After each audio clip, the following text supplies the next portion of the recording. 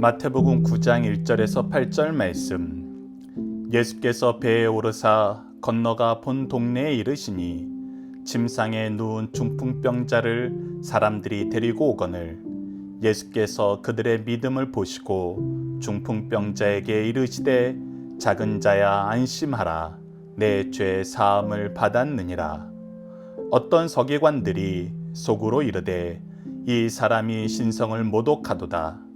예수께서 그 생각을 아시고 이르시되 너희가 어찌하여 마음에 악한 생각을 하느냐.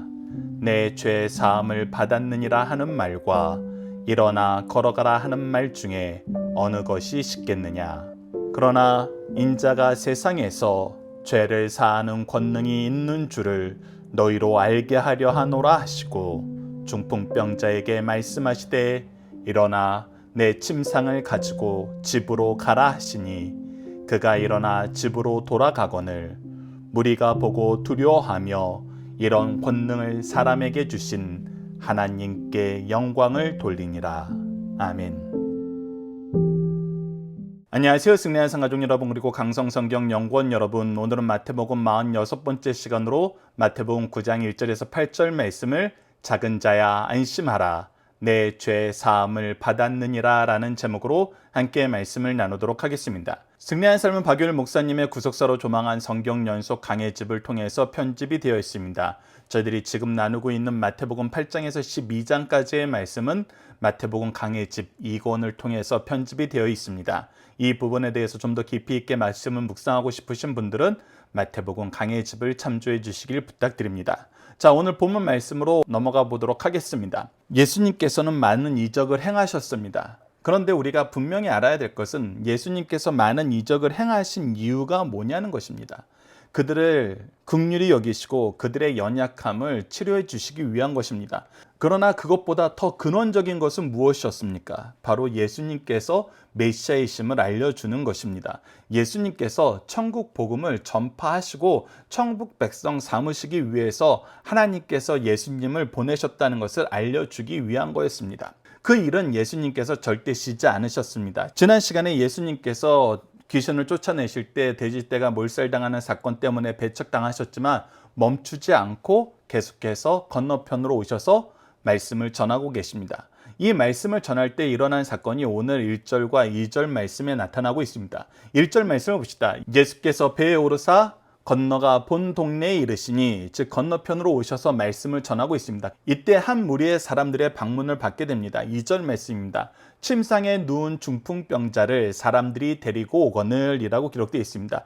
이 사건에 대해서 우리가 평행 말씀을 통해서 마가복음 말씀을 통해서 좀 더 보도록 하겠습니다. 마가복음 2장 4절을 보면 무리들 때문에 예수께로 데려갈 수 없으므로 그 계신 곳에 지붕을 뜯어 구멍을 내고 중풍병자가 누운 상을 달아내리니 라고 기록되어 있습니다. 앞서 우리가 예수님께서 중풍병자를 고치시는 사건을 확인할 수 있었죠. 바로 백부장의 하인이 중풍병에 걸려 있었습니다. 이때 예수님께서는 백부장의 믿음대로 말씀으로 이 중풍병을 고쳤습니다. 이 사건을 알고 있는 많은 사람들이 있습니다. 이 사람들이 자기 친구 중에 한 사람이 이 중풍병으로 고생하고 있는 것을 그냥 보고 있을 수 없었습니다. 예수님께 데려와서 고침받기를 원했습니다. 그래서 데리고 왔지만 예수님께 말씀 듣고자 하는 사람들이, 예수님을 만나고자 하는 사람들이 너무나 많았습니다. 그리고 그 예수님이 계신 곳은 지금 어떤 집 안입니다. 그 집 안으로 들어갈 수 없자 이 친구들이 무엇을 했냐면 지붕으로 올라가서 지붕을 뜯어서 이 친구를 예수님 앞에 내려놓는 것입니다. 입구를 지나갈 수 없으니까 지붕을 뚫어서 새로운 문을 만든 것입니다. 이 역사에, 이 행동에 예수님께서 뭐라고 얘기하시는 거냐면 2절 말씀을 봅시다. 그들의 믿음을 보시고, 여기서 가지고 있는 믿음은 누구의 믿음입니까? 바로 같이 왔던 친구들의 믿음이죠. 이 친구들의 믿음을 보시고 어떻게 하십니까? 중풍병자에게 이르시되 작은 자야 안심하라 내 죄 사함을 받았느니라. 즉 이 친구들의 믿음에 응답하시는 것입니다. 이 응답은 우리에게 반드시 약속된 응답이었습니까? 왜 그러냐면 마태복음 5장 4절을 통해서 애통하는 자는 복이 있나니, 즉 우리가 영혼을 위해서, 구원을 위해서 하나님 앞에 간구하는 것은 복이 있나니 그들이 위로를 받을 것이며, 하나님께서 이 부분에 대한 위로는 반드시 허락해 주신다는 것입니다. 중풍병자를 데리고 온 이 사람들은 하나님께 간절히 바란 것입니다. 예수님께 간절히 바란 것이에요. 애통하는 마음으로 찾아온 것입니다. 행동을 한 것이에요. 그때 어떻게 하셨어요? 응답해 주신다는 것입니다. 계속해서 우리가 로마서 15장 1절로 2절을 봅시다. 믿음이 강한 우리는 마땅히 믿음이 약한 자의 약점을 담당하고 라고 기록되어 있습니다. 지금 이 중풍병자를 데리고 오는 사람들은 강한 사람입니다. 육체적으로도 강하고 믿음도 강합니다.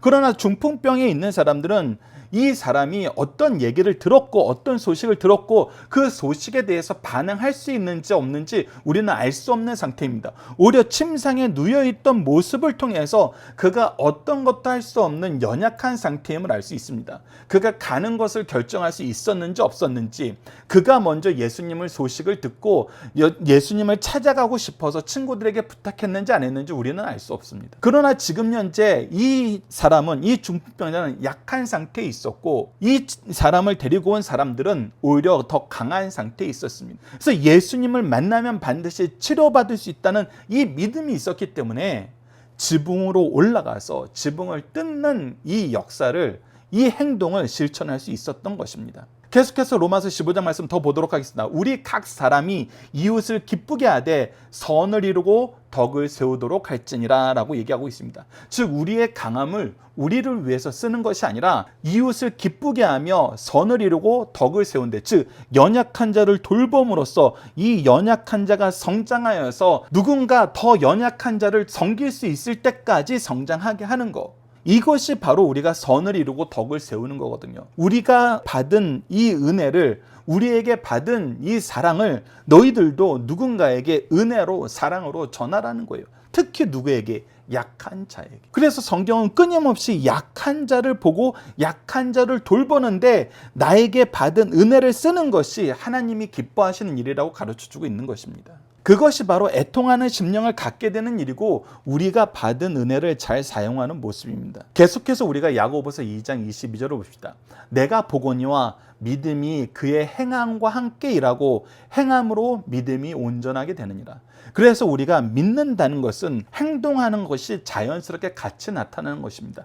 행동하는 것을 통해서 우리의 믿음이 또한 증명되고, 더 놀라운 것은 이 믿음의 길을 가르쳐 줄 수 있다는 것입니다. 믿음의 길로 인도할 수 있다는 것입니다. 즉 이 믿음이 확장된다는 것입니다. 사랑만 나누면 커지는 것이 아닙니다. 믿음은 나누면 나눌수록 그 믿음의 증거들이 더 쌓이고 더 강해지는 것입니다. 그래서 믿음이 강한 자가 믿음이 약한 자를 도울 수 있는 것입니다. 물론 믿음은 개인적인 것이기도 합니다. 개인의 고백이, 개인의 신앙이 중요합니다. 그리고 참된 믿음은 내 내면의 진실함 속에서 나오는 것입니다. 내 내면의 중심에서 나오는 거예요. 그러나 이것은 홀로 서는 것이 아닙니다. 이 차이를 우리가 분명히 알아야 됩니다. 믿음은 홀로 서지 않아요. 누군가가 전했기 때문에 들을 수 있는 것이고 들었기 때문에 믿을 수 있는 것입니다. 즉 시작은 누군가를 통해서 시작한다는 것입니다. 예수님께서는 지금 이 일련의 과정을 얘기해주고 있는 거예요. 이 일련의 과정을 인정해주고 있는 거예요. 그리고 그 인정받음의 혜택을 바로 이 기도를 했던 사람, 이 믿음의 행동을 했던 사람들이 원하는 방법대로 응답해 주고 계시는 거예요. 그래서 뭐라고 얘기합니까? 중풍병자에게 이르되 작은 자야 안심하라.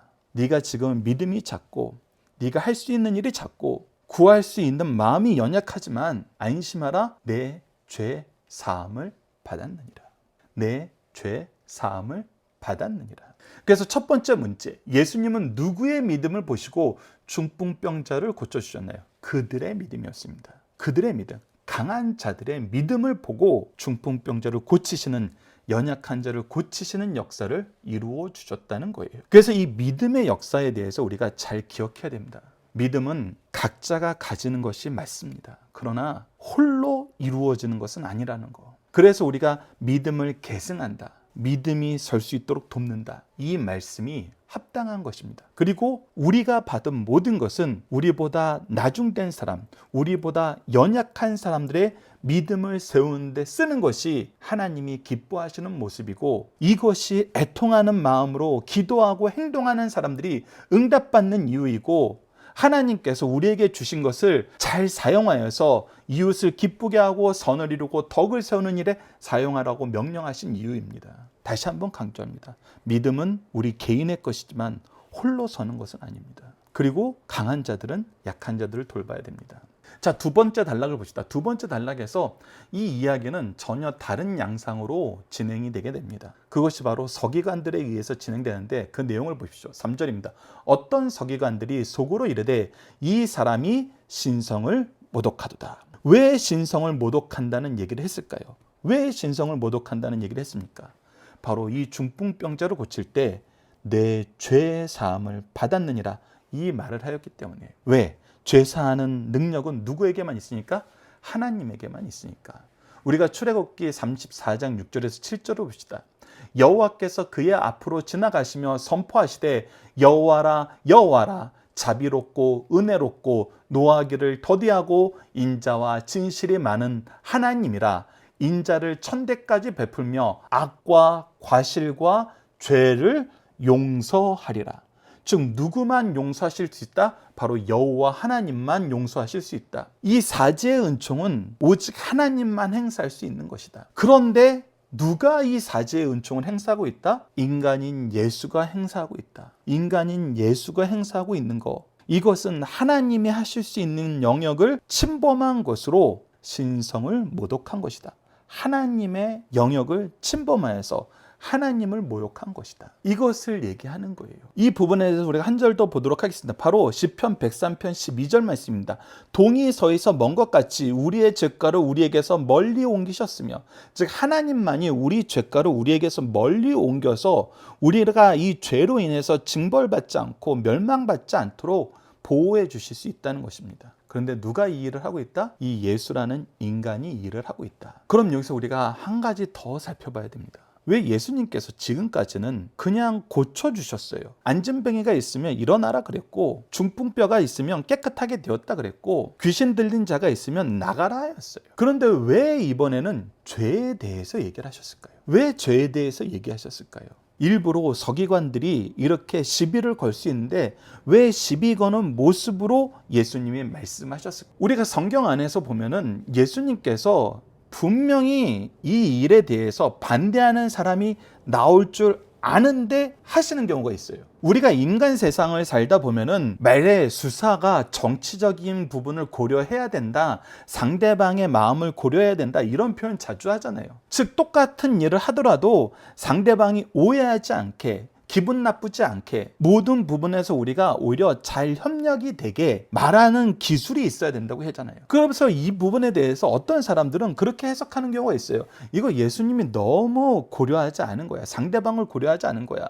이런 문제가 분명히 있을 줄 아는데 왜 예수님 이러셔? 대표적인 것이 안식일의 규례에 관한 거였어요. 그러나 우리가 이미 안식일의 규례에 대해서 얘기하면은 어떤 얘기가 나올지, 정답이 무엇인지 여러분들 아시죠? 예수님께서 왜 안식일에 사람들이 이건 안식일법을 어기는 거야 라는 얘기가 들을 만한 일을 왜 굳이 하셨어요? 그것은 하나님 말씀을 기준으로 하나님의 뜻대로 안식일을 지키지 못하고 있는 것을 고쳐주시기 위한 거였어요. 하나님의 뜻을 완벽하게 알고 계시고 완벽하게 지키고 계신 예수님께서 이 법을 제정하신 제정자로서 이 법은 이렇게 해석되고 이렇게 적용되어야 된다고 가르쳐 주셔야 되거든요. 왜? 지금 그들이 잘못 해석하고 잘못 적용하고 있기 때문에. 자, 잘못 해석하고 잘못 적용하고 있다는 것은 지금 무엇하는 과정에 있다는 거예요. 하나님의 뜻과 반대되는 것으로 죄를 짓고 있다는 것이죠. 지금 죄를 더하는 삶을 살고 있었어요. 그들은 열심히 안식일을 지킨다 그러는데 열심히 죄를 짓는 거였어요. 그것이 우리가 자주 말씀드렸던 로마서 10장 2절에서 3절 말씀에 나타나는 것입니다. 동일한 거예요. 왜 예수님께서 이것이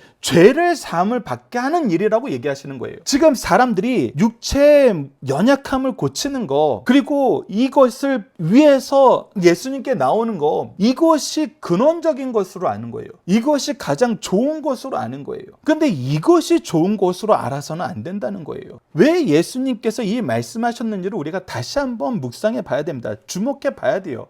예수님께서는 지금까지 다른 방법으로 그냥 그 병에 대해서 깨끗함을 받아라, 좋아진다, 회복된다 이렇게 얘기하셨어요. 근데 굳이 왜 죄에 대해서 얘기하셨냐는 거예요. 이것은 사람들이 잘못 해석하는 부분이 있다는 거예요. 누구에 대해서? 예수님에 대해서. 앞서서는 안식일법에서 잘못 해석하는 부분이 있어서 예수님이 고쳐주시기 위해서 안식일의 바른 의미를 가르쳐주기 위해서 행동하셨다는 걸 얘기했던 것처럼 예수님이 이 땅에 오신 것은 천국 복음을 선언하기 위해서예요. 천국을 우리에게 허락하시기 위한 거예요. 근데 이 천국을 허락받기 위해서는 무엇이 있어야 돼요?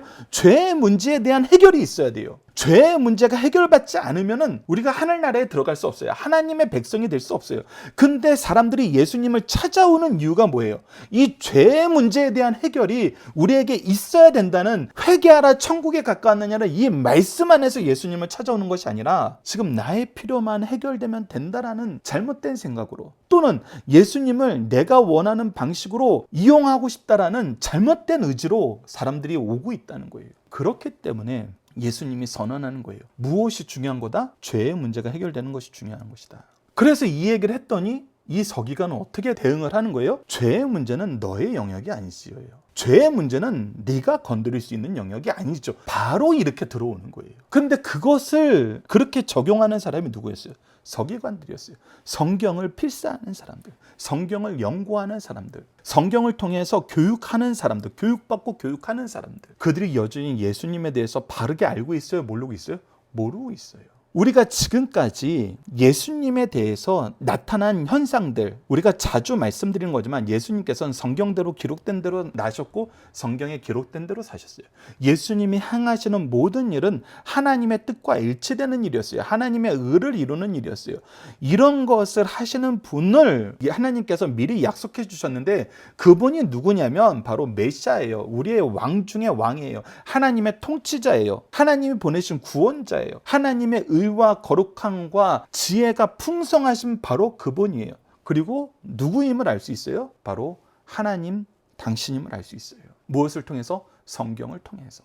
특히 우리가 로마서를 보면은 신약에 나타났던 하나님이 아니라 구약에 우리에게 예언되었던 그 분이 왜 하나님이 보내신 분이고 왜 하나님이신지를 우리에게 가르쳐주고 있어요. 그래서 구약을 통해서 이미 다 알 수 있도록, 예수님에 대해서 알 수 있도록 우리에게 말씀하셨어요. 그리고 그 말씀하신 모든 것을 이루신 분이 예수님임을 우리가 알 수 있어요. 무엇을 알면은? 성경을 알면은. 근데 성경을 아는 자들이 지금 뭐 하고 있는 거예요? 하나님의 뜻이 이루어지고 하나님의 나라의 역사가 이루어지는 이곳에 와서 하나님이 왜 예수님을 보내셨는지 그 의미를 모르는 거예요. 그래서 겉으로 드러나는 모습을 보면은 바로 그 메시아인데, 이 메시아가 왜 오셔야 되는지를 모르는 거예요. 그러니 뭐라고 해석할 수 있어요? 예수님의 이 말씀을 신성을 모독하는 것이라고 해석하게 되는. 그런데 예수님께서는 어떠세요? 이들의 생각을 아세요. 4절 말씀 보십시오. 예수께서 그 생각을 아시고, 예수님이 그 생각을 아시는 것을 통해서 다시 한번 예수님이 누구신지 사람들이 깨닫게 하세요. 예수님이 누구시기 때문에 이들의 생각을 아세요. 시편 139편 2절에서 4절을 봅시다. 주께서 내가 앉고 일어섬을 아시며 멀리서도 나의 생각을 밝게 하시오며, 즉 이들의 생각을 아시는 이것을 통해서 예수님이 누구라는 걸 보여주는 거예요. 예수님께서 창조주시라는 걸 보여주는 거예요. 예수님께서 하나님이시라는 걸 가르쳐주는 거예요. 나의 모든 길과 내가 눕는 것을 살펴보셨으므로 나의 모든 행위를 익히 아시오니 여호와여 내 혀의 말을 알지 못하시는 것이 하나도 없으십니다. 그래서 오히려 4절 말씀이 딱 나타났을 때 이들이 깨달아야 돼요. 예수께서 그 생각을 아시고 이르시되 너희가 어찌하여 마음에 악한 생각을 하느냐. 너희들이 악하다는 건 뭐예요? 지금 이들의 생각의 기준이 누구의 생각과 다르다는 거예요? 하나님의 뜻과 다르다는 거예요. 하나님의 뜻과 반대되는 방향으로 가고 있다는 거예요. 예수님께서 왜 이 땅에 오셔야 되는지, 하나님께서 왜 메시아를 이 땅에 보내셨는지, 그것은 바로 죄의 문제를 해결하기 위해서 메시아를 보낸 것인데, 이 지도자들은 끊임없이 누구를 찾는 거예요? 자기의 권력을 더 강하게 하고 오히려 자기의 권력을 더 최상급으로 끌어올려줄, 이 나라의 최상이 아니라 이 온 세계의 최상이 되고 싶어서 이 로마를 무찔러줄 사람을 찾고 있는 거예요. 무엇으로? 메시아로. 근데 그것은 하나님의 뜻이 아니라는 거예요. 하나님의 뜻은 뭐라는 거예요? 죄의 문제의 해결에 있다는 거예요. 죄의 문제 해결에 있다는 거예요. 그래서 오히려 이들이 생각만 가지고 있는 이것을 지적하여서 너희들의 생각이 틀렸다고 얘기하는 이 순간 사실은 무슨 역사가 일어나야 돼요? 아, 이분은 하나님이시구나. 하나님이 죄의 문제 해결이 가장 중요하다고 끊임없이 말씀을 통해서 얘기하셨는데 내가 그것을 깨닫지 못하였구나. 오히려 회개해야 됐어요. 근데 그러지 못하고 있죠. 앞으로 우리가 말씀을 통해서 이 서기관들, 바리새인들과 사두개인들과 제사장들, 이 사람들이 끊임없이 예수님께 하는 걸 보면은 전혀 깨닫지 못했어요. 깨달으려 하지 않아요. 그래서 예수님이 거절하는 사람보다는 이 말씀을 받아들이고 은혜 누릴 수 있는 사람을 위해서, 지금 중풍병자를 위해서, 중풍병자를 데리고 온 사람들을 위해서, 그리고 예수님의 말씀을 하나님의 말씀으로 받아들이고 하나님의 뜻을 알고 싶어서 자기의 연약함을 고백하고 회개하는 마음으로 온 모든 사람들에게 은혜를 주기 위해서 다시 한번 얘기하십니다. 5절, 내 죄의 사함을 받았느니라 하는 말과 일어나 걸어가라 하는 말 중에 어느 것이 쉽겠느냐. 그냥 예수님을 어떤 능력 있는 사람, 너희들이 원하는 어떤 존재로 해석할 때 이 존재가 죄의 사함을 받았느니라 라고 얘기하는 것과 일어나 걸어가라 하는 말 중에 어떤 것이 더 쉽겠냐는 거예요. 죄는 근원적인 것입니다. 오직 하나님만 할 수 있는 거예요. 그러나 일어나 걸어가라 하는 말은 하나님께서 때로는 그의 종들을 통해서 허락하신 일이에요. 그러니까 죄의 사함을 받았느니라라는 것이 더 상위적인 개념이에요. 오직 하나님만 할 수 있다는 이 사람들의 개념에 맞아요. 그런데 굳이 예수님께서 죄의 사함을 받았느니라라는 이 말씀을 하셨다는 것은 무엇을 뜻해요? 예수님이 이 땅에 오신 목적, 하나님이 예수님을 이 땅에 보내신 목적은 무엇이다?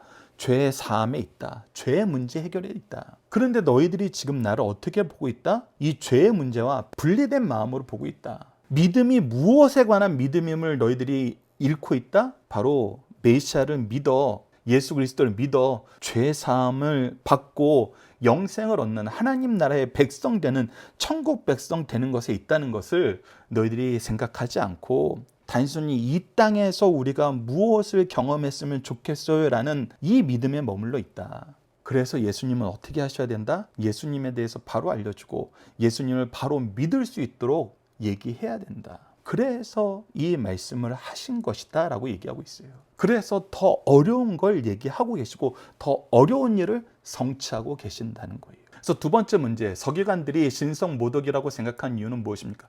이거는 하나님만 할 수 있는 것인데 사람이 한다고 얘기하니까 신성모독이라고 해석을 한 거예요. 근데 이들은 무엇을 못 보는 거예요? 이 일을 할 수 있는 메시아가 어떤 분인지를 바로 이해하지 못하는 거예요. 하나님이 왜 메시아를 보내셨는지를 이해하지 못했기 때문이죠. 자, 마지막 세 번째 단락을 보도록 하겠습니다. 6절에서 8절입니다. 그러나 인자가 세상에서 죄 사하는 권능이 있는 줄을 너희로 알게 하려 하노라. 그러나 예수님께서는 이들의 대항과 이들의 반대, 이들이 해석하는 예수님과 하나님이 예수님을 보내신 이유, 이 사이에서 사람이 좋은 쪽으로 가지 않으신다는 거예요. 하나님이 보내신 목적을 드러내고 하나님이 보내신 목적을, 뜻을 이루는데 예수님의 사역에는 거기에 중심이 있다는 거예요. 그래서 보여줘야 된다는 거예요. 인자가 무엇할 수 있음을, 세상에서 죄 사하는 권능이 있는 줄, 즉 하나님께서 죄 사하는 권능을 오직 예수님을 통해서 보여주시고 성취하신다는 것을 너희에게 알게 하려 하노라 하시고, 그래서 죄 사하는 역사가 너희들 앞에 어떻게 성취되는지 봐라. 그리고 뭐라 그래요? 중풍병자에게 말씀하시되 일어나 내 침상을 가지고 집으로 가라 하시니, 이 죄 사하는 역사를 통해서 네가 참된 자유함과 회복과 믿음의 성장을 네가 경험하고 네가 소유하게 되었다라는 거예요. 이것은 우리에게 무엇을 가르쳐줍니까? 예수님이 누구신지를 다시 한번 가르쳐줍니다. 예수님이 누구시라는 건 요한복음에 너무나 잘 표현이 되어 있죠. 요한복음 3장 16절, 하나님이 세상을 이처럼 사랑하사 독생자를 주셨으니 이는 그를 믿는 자마다 멸망하지 않고, 이 멸망의 이유가 뭐였어요? 멸망의 이유가 죄였어요. 즉 죄의 문제가 해결되고 영생을 얻게 하려 하십니다. 죄의 문제가 해결됐을 때 하나님 나라의 백성으로 하나님과 함께 할 수 있잖아요. 그리고 더 구체적으로 얘기합니다. 요한복음 14장 6절, 예수께서 이르시되 내가 곧 길이요 진리요 생명이니, 오직 예수님만이 길이고 진리고 생명이니 나로 말미암지 않고는 아버지께로 올 자가 없느니라. 아버지께 갈 수 있는 유일한 길은 오직 예수님이다. 이것을 너희들이 알라. 그래서 죄의 문제를 해결하고 하나님께 가는 길은 나를 믿는 것이다. 나를 보내신 하나님의 뜻을 바로 알고 믿는 것이다. 그래서 세 번째 문제, 예수님이 죄 사함을 받았다고 선언하신 이유는 무엇입니까? 이것이 하나님께서 예수님을 보내신 뜻이기 때문에, 목적이기 때문에, 예수님께서 이 땅에서 하셔야 되는 일이기 때문에요. 근데 어떻게 됐어요? 그가 일어나 집으로 돌아가고는 이 말씀대로 성취되었어요. 죄 사함을 받는 권능이 예수님께 있다는 것이 증명됐어요. 왜 이것이 증명된 것이냐면, 또 이 부분에 대해서 자세히 묵상하지 않으면 이것을 그냥 흘려 들어갈 수 있는데, 여러분들, 죄 사하는 권세는 누구에게만 있다고 성경에 기록되어 있어요? 하나님에게만 있다고 기록되어 있어요. 하나님의 뜻이 아닌 일을 하실 때 하나님께서는 그 능력을 그 사람에게 줘요, 안 줘요? 안 줘요. 하나님의 뜻대로 일할 때 하나님은 그 능력을 주는 거예요. 그래서 이 사람이 일어난 것이 중풍병자에게 일어나라라고 했으니까, 예수님이 죄 사하는 권세는 뒤로 물르고 이제 병에 대해서만 얘기하신 건가 보다, 이렇게 해석하는데 아니에요, 여러분. 예수님께서는 죄 사하는 권세가 있는 줄 알게 하시려고 이 얘기를 하셨어요. 즉, 하나님께로부터 죄 사하는 권세를 받은 것은 오직 예수님이라는 걸 보여주기 위해서 바로 하나님만 하실 수 있는 일을 얘기하고 이 일을 하신 거예요. 이 일이 이루어지면 그것은 무엇이라는 거예요? 예수님의 말씀이 하나님의 뜻이라는 거예요. 하나님의 뜻과 일치되지 않으면 하나님이 허락하지 않으시기 때문에, 그래서 이 일이 일어난 것은 예수님이 죄 사하는 권세가 있다는 것을 증명한 일이 되는 거예요. 그래서 8절 말씀이 나타나는 겁니다. 무리가 보고 두려워하며, 이제 두려워하게 되는 거예요. 경외심을 갖게 되는 거예요. 이런 권능, 죄 사하는 권세를 하나님만 가실 수 있는 것인데 왜 예수님께 주셨을까? 그리고 이 권능을 가진 분이 우리한테 왔다는 것이 얼마나 놀라운 일인가? 우리가 생각하지 못한 더 엄청난 은혜가 예수 그리스도를 통해서 우리에게 임하고 있구나라는 것을 경험하게 된 거예요. 왜? 그냥 일어나라 하는 것보다 죄 사함을 받았다는 것이 훨씬 더 상위적인 개념이고 근본적인 것이기 때문에, 이 상위적이고 근본적인 것을 하실 수 있는 분이 지금 우리에게 온 거예요. 그러니 이분이 온 것 자체만으로도 지금 현재는 이 의미를 잘 모르더라도 우리가 생각하는 것 이상이구나라는 걸 깨닫게 되는 것이죠. 그래서 이것을 주신 하나님께 영광을 돌리게 되는 거예요. 예수님이 우리에게 오신 것은 우리가 생각했던 것 이상의 더 놀라운 역사구나, 더 큰 역사구나, 이것만으로도 기뻐하게 되잖아요. 이것만으로도 즐거워하게 되잖아요. 그런데 하나님을 보지 않으면, 나만 보면 예수님이 이렇게 놀라운 일을 행하셨음에도 불구하고 아무런 감흥이 없어요. 왜? 그분이 더 근원적인 능력, 더 본질적인 일을 해결하기 위해서 오셨다는 게 여전히 나하고는 상관없어 보이는 거예요. 그래서 여러분들이 이런 부분을 주의해야 됩니다. 이 놀라운 일을 하는데, 이 놀라운 영광을 우리에게 보여주셨는데 이 말씀이 전혀 감동이 되지 않고 이 역사가 어떤 의미인지 전혀 중요하게 인식되지 않다면 우리는 예수님을 보고 끊임없이 자기의 목적을 이루려는 사람들과 별반 차이가 없어요. 그런데 이 근원적인 역사를 이루신 예수님을 보고 우리가 하나님께 영광 돌릴 수 있다면 우리는 은혜 위에 은혜를 더하시는 하나님의 역사를 누리게 되는 것입니다. 경험하고 맛보게 되는 거예요. 그래서 이 말씀을 여러분들이 다시 한번 묵상해 보시면서 이 은혜를 더 깊이 누리시기를 기도합니다. 자, 이제 문답으로 나누는 중심 사상입니다. 앞서 우리가 나눴던 모든 것을 다시 한번 질문으로 물어보고 대답하는 과정을 겪는 것입니다. 이것을 통해서 우리에게 주신 말씀을 우리가 얼마나 잘 소화하는지 확인하는 것입니다.